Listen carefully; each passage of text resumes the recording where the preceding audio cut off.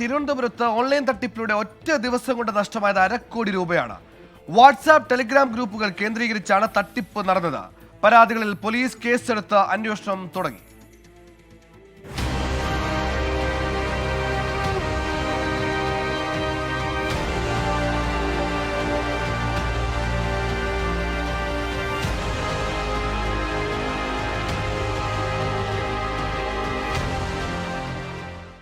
ജാഗ്രത പാലിക്കണമെന്ന് പോലീസ് മുന്നറിയിപ്പ് നൽകുമ്പോഴും നിരവധി പേരാണ് ദിനംപ്രതി സംസ്ഥാനത്ത് ഓൺലൈൻ സാമ്പത്തിക തട്ടിപ്പിനിരയാകുന്നത്. വാട്സാപ്പ്, ടെലിഗ്രാം ഗ്രൂപ്പുകൾ വഴിയുള്ള തട്ടിപ്പുകളിലൂടെ തലസ്ഥാനത്ത് ഇന്നലെ മാത്രം നഷ്ടമായത് 56,36,000 രൂപ.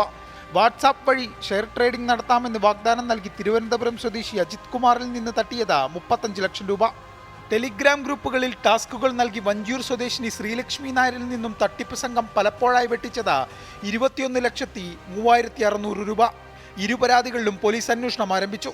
ബാങ്ക് അക്കൗണ്ടുകൾ വാടകയ്ക്കെടുത്താണ് സംഘങ്ങളുടെ പ്രവർത്തനം. തട്ടിപ്പ് സംഘങ്ങളെക്കുറിച്ച് സൈബർ ഡിവിഷൻ പ്രത്യേക അന്വേഷണം ആരംഭിച്ചു. സംശയാത്മക ഇടപാടുകൾ നടത്തുന്ന അക്കൗണ്ടുകൾ കേന്ദ്രീകരിച്ചാണ് സൈബർ പോലീസിന്റെ അന്വേഷണം. 24 തിരുവനന്തപുരം.